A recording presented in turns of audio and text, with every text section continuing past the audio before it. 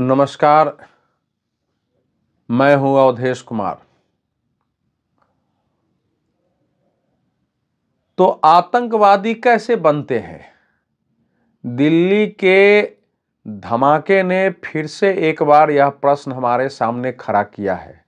हमारे देश के स्वयं को सेकुलरवादी मानने वाले बुद्धिजीवी नेता तथा कथित वामपंथी लिबरल भाई वो आतंकवाद का भी कारण ढूंढते बताते हैं कि भाई वो तो अनपढ़ होंगे, गरीब होते हैं, इसलिए वो कट्टर इस्लामी बन जाते हैं। इस्लाम तो भाईचारे का धर्म है, इस्लाम तो शांति और सौहार्द सिखाता है। अब ठीक है, उन्होंने पढ़ा होगा। अब आप ये जो पहले बाकी विषय पर बाद में बात करेंगे।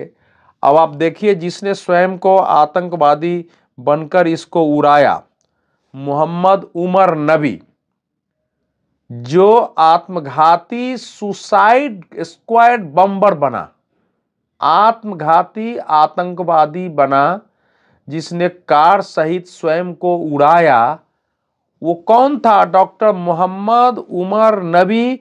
वो एमडी मेडिसिन डिग्री का था, उसके पास एमडी मेडिसिन की डिग्री थी। और उसने वो एक मेडिकल कॉलेज में, यही फरीदाबाद, यही मेडिकल कॉलेज में, वो कश्मीर के एक मेडिकल कॉलेज में वो डॉक्टर था। अब दूसरा, डॉक्टर उमर नबी, इसका तो आ गया। दूसरा डॉक्टर मुजम्मिल। अब ये मुजम्मिल साहब कौन है? ये मुजम्मिल साहब इस समय जो फरीदाबाद है दिल्ली के बगल में, मुजम्मिल शकील साहब, वो वहाँ रेजिडेंट डॉक्टर हैं और वहाँ पढ़ाते हैं। अल फलाह यूनिवर्सिटी, अल फलाह जो भी की, अल फलाह मेडिकल कॉलेज, यूनिवर्सिटी सब है, बहुत बड़ा वो केंद्र है। जो डॉक्टर आदिल अहमद राठर हैं, जो पहले पकड़े गए थे, वो कौन है? ये आदिल अहमद, ये भी अनंतनाग के जीएमसी के सीनियर रेजिडेंट डॉक्टर हैं। एक डॉक्टर अभी पता चल रहा है कि लखनऊ से उनके घर पर छापा मारा गया है, वो पकड़े गए। अब आप सोचिए, डॉक्टरों ने समूह बनाया, डॉक्टरों ने आतंकवाद के, और उसमें जो लोग 7 लोग पकड़े गए हैं, वो कोई गरीब नहीं है, कोई निरक्षर नहीं है, कोई गंवार नहीं है, सब समाज के प्रतिष्ठित लोग हैं। और सब समाज के ये प्रतिष्ठित माने वाले, अब सोचिए ना कि अगर उनको गैर मुस्लिमों से, हिंदुओं से इतनी समस्या थी, तो इतने दिन तक अगर वो पेशेंट को देखते रहे होंगे, क्या वो देखते रहे होंगे? जो वहां हिंदू लड़के लड़कियां पढ़ रही होंगी, उनको क्या शिक्षा देते रहे होंगे? वो उनके मार्क्स कितने देते रहे होंगे वो? और डॉक्टर है ये। अगर इस पूरे घटनाक्रम को देखेंगे तो जो 2019 में जो पुलवामा आतंकवादी हमला हुआ था, लगभग उसी प्रकार का। और देखिए, ये भी पुलवामा का ही है, ये कोई बाहर का नहीं है।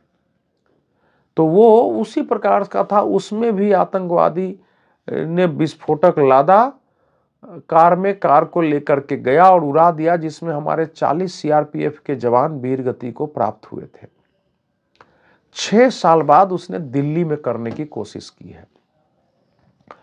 और जो जहां विस्फोट हुआ है, वो लाल किला मेट्रो का गेट नंबर 1 माना जाता है। और गेट नंबर 1 पर मुझे तो आश्चर्य है कि वो इतनी भीड़ भाड़ वाली जगह है, हिंदुओं का इलाका है, वो बगल में मंदिर है, उधर जैन मंदिर है, सब कुछ उसके आसपास है। पता नहीं हुआ इतने कम लोग उस समय संयोग से कैसे थे, क्योंकि जो सीसीटीवी फुटेज दिख रहा है उसमें बहुत ज्यादा संख्या में लोग नहीं दिख रहे हैं, कुछ लोग आते जाते दिख रहे हैं। तो संयोग कहिए, जैसा उसने उड़ाया है, और उड़ाने के बाद आसपास के जैसे मकान तक हिल गए, थर्रा गए। उस गाड़ी की हालत देख लीजिए।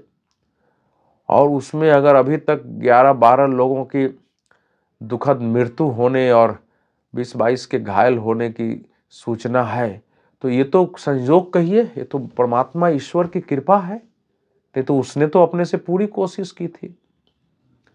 और वो कार जो है, सीसीटीवी फुटेज से दिख रहा है कि वो कार 3:19 में वो बदरपुर बॉर्डर है दिल्ली में, फरीदाबाद से जब आप आएंगे तो बदरपुर बॉर्डर क्रॉस करते हैं, बदरपुर बॉर्डर से अंदर आती है, वहाँ से चलते हुए और यहीं लाल किले के पास ही सुनहरी मस्जिद, उसकी एक पार्किंग है, वो मेट्रो की ही पार्किंग है, उस पार्किंग में वो गाड़ी लगती है। वो गाड़ी वहाँ 6:28 में वहाँ से निकलती हुई दिखती है और 6:32 में विस्फोट हो जाता है, 4 मिनट के अंतराल पर।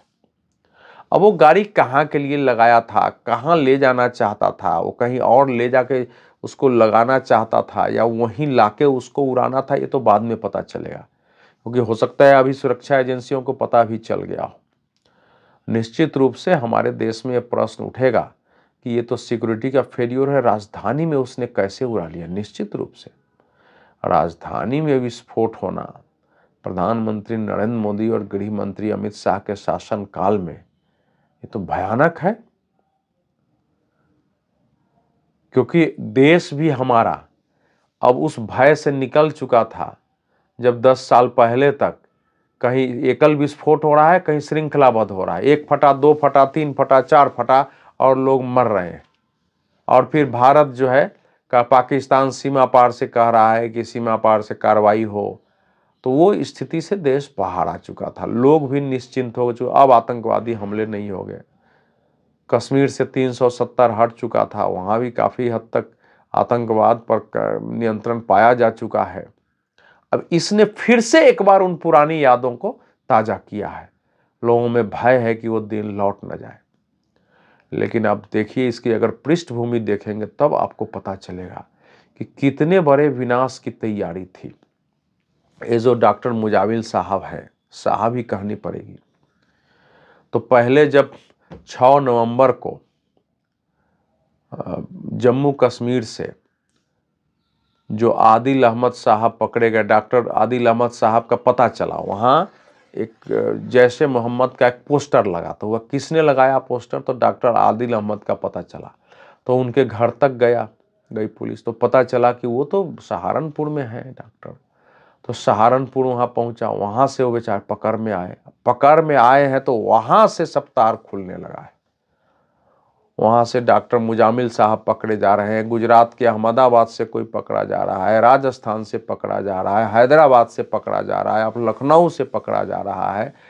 तो ये आप देखिए कि जम्मू कश्मीर से लेके हैदराबाद, यानी तेलंगाना और आंध्र प्रदेश, उधर गुजरात, इधर राजस्थान, इधर उत्तर प्रदेश और इधर हरियाणा, दिल्ली, अब इतने जगह जो है इन लोगों के संपर्क है और इतने जगह इनके तार हैं।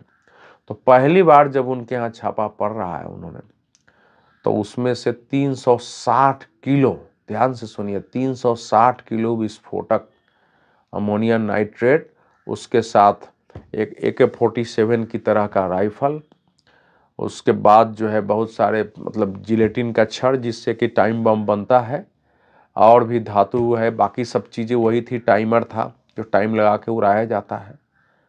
और उनके पकड़ने के बाद पता चला कि वो जहाँ से वो बरामद हुआ है, मतलब फरीदाबाद की एक जगह है, वहाँ से एक गांव में, हरियाणा के एक गांव में पुलिस गई है, और गांव में जब घर खोला जा रहा है तो सबका आँख ही फट गया, मतलब किसी को समझ में ही नहीं आया। वो तो लग रहा था जैसे गोडाउन हो विस्फोटक का। अभी गोडाउन विस्फोटक का देखते ही जो है अब सबका दिमाग चकरा गया कि है क्या। तो पता चल रहा है कि उसके लिए ट्रक मंगाना पड़ा। मतलब ये पहला जो छापा था उससे ये 4 किलोमीटर दूर ये गांव था, इसको फतेहपुर तगा गांव बोलते हैं, और वहां से आप 2563 किलोग्राम, 2563 किलोग्राम, आप सोचिए विस्फोटक निकला है। उतने ही वहां से धातु के बस सारी सामग्री निकली। आप सोचिए कि अगर ये सारे लग गए होते तो देश में कितना बड़ा तूफान, मतलब विनाश लीला पैदा होगी, कल्पना करिए। तो इसलिए हम सुरक्षा पर सवाल उठा सकते हैं, लेकिन ये भी एक बहुत सारे, मतलब कम से कम 100-150 विस्फोट जब किए जाते उससे हमारे सुरक्षा एजेंसियों ने, पुलिस ने मिलकर रक्षा भी की है।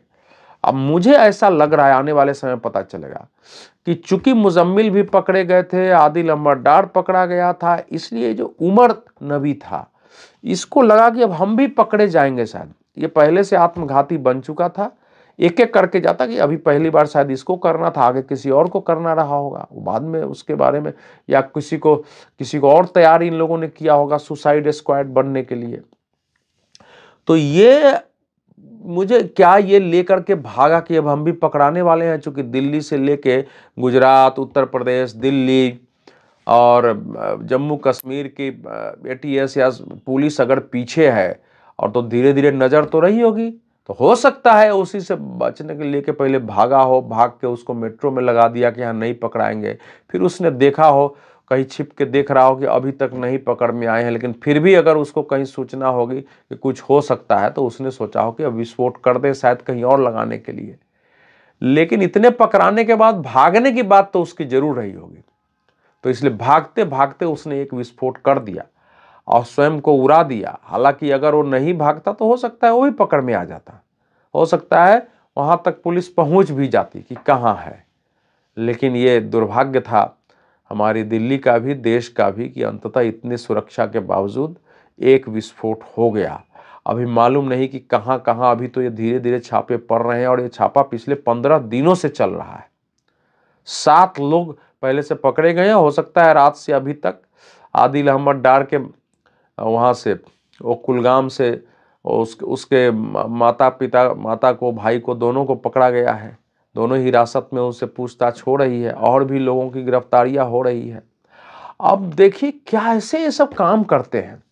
ये जो गाड़ी पकड़ी गई है हरियाणा नंबर की, वो गाड़ी गुरुग्राम के एक सलमान नामक व्यक्ति के था, वो भी मुसलमान है। उसने एक हिंदू को बेचा देवेंद्र नाम से पहले, और वहां से वो गाड़ी पता नहीं कैसे, उस गाड़ी की इतनी कैसे बढ़ गई कि पहले एक खरीदता है, फिर दूसरा खरीदता है, फिर तीसरा खरीदता है, और होते होते वो पुलवामा के आदमी के नाम से वो गाड़ी हो जाती, चली गई। लेकिन कभी उसमें पुलवामा के आदमी ने खरीद लिया, लेकिन कभी पेपर ट्रांसफर नहीं हुआ और गाड़ी एक से एक चल रहा है। आप सोचिए कितना बड़ा षड्यंत्र करते हैं ये सब, कि गाड़ी पकड़ में ही नहीं है किसके पास है। पकड़ा में जिसने बेचा है या तो वो पकड़ाएगा, या उसने जिसको बेचा है ये पकड़ाएगा। देवेंद्र पकड़ा जाता। अब धीरे आप सोचिए क्या दिमाग चकरा जाता है देखने से। तो इसीलिए ये जो दुनिया के लिए बहुत बड़ा संकट है, भारत के लिए तो है ही। जब भारत ने सीमा पार आतंकवाद पर सबसे बड़ा हमला किया, पुलवामा हमला हमारे यहाँ लंबे समय के बाद एक भयानक आतंकवादी हमला था, जहां धर्म पूछ करके तुम किस धर्म के हो, और गोली मारी गई निहत्थे पर्यटकों पर, सभी हिंदुओं को मारी गई। और वहां से जब भारत ने उसके विरुद्ध 8 और 9 मई को ऑपरेशन सिंदूर चलाकर अभी तक का अभूतपूर्व पराक्रम दिखाया, पाकिस्तान की सीमा में घुसकर 100 किलोमीटर तक कार्रवाई की, और जो प्रमुख अड्डे थे जैसे मोहम्मद के, लश्कर तैयबा के, सबके उन सबको जहां जहां पता था 10 से 11 बड़े केंद्रों को ध्वस्त किया। भारी संख्या में आतंकवादी, उनके समर्थन देने वाले मारे गए। जैसे मोहम्मद का जो प्रमुख है उसका उसके बारे में कहा जाता है कि उसके परिवार के भारी संख्या में लोग मारे गए, वो फक फक कर रोया है। तो जाहिर है कि अब ये सब बदले के प्रतिशोध के भाव से तो रहे होंगे कि भाई हमको शक्ति तो दिखानी है, और ऐसे तो नहीं दिखा सकते, जब मरने के लिए तैयार होंगे तभी दिखा सकते हैं। अब इन लोगों के पास पैसे भी हैं, डॉक्टर हैं, सब अच्छे परिवार के हैं, इनके पास अपने भी पैसे होंगे। फिर इन लोगों ने और ये सब पढ़े लिखे हैं, तो इनको मालूम है कि हाँ, जो अमोनियम नाइट्रेट है, जो कि उर्वरक के काम आता है अमोनिया, और हम लोग तो खेती करते रहे हैं बचपन से, उसको खेतों में छीटा जाता रहा है। उसको अगर किसी मतलब ऑयल से मिला दिया जाए, मतलब आप पेट्रोल से, डीजल से, बाकी चीज़ें थोड़ा कर दिया जाए और भी चीज़, तो भयानक विस्फोटक हो जाता है, वो बारूद में बदल जाता है। RDX नहीं हो लेकिन बहुत बड़ा वो विस्फोटक हो जाता है। तो इन लोगों ने पूरी तैयारी की है, और मेरा मानना है कि ये कश्मीर से अगर षड्यंत्र किया गया है तो ये बड़ा षड्यंत्र था, क्योंकि कश्मीर में घुसपैठ हुई और सीमा पार करके मारा गया है। तो अब इन लोगों ने षड्यंत्र करके, और कश्मीर को सरकार बता रही है कश्मीर हमारा शांत है, कश्मीर का भारत में पूर्ण विलय हो गया है, अब केवल पीओ को लेना है। तो अब इसके पीछे जो जनरल मुनीर, आसिफ मुनीर है, जिसने भाषण दिया था कि कलमा पर 2 ही राज्य बने थे, एक मोहम्मद साहब ने बनाया था, उसके 1300 साल बाद, 1400 साल बाद केवल पाकिस्तान बना था, लेकिन जब तक कश्मीर नहीं है तब तक यह अधूरा है।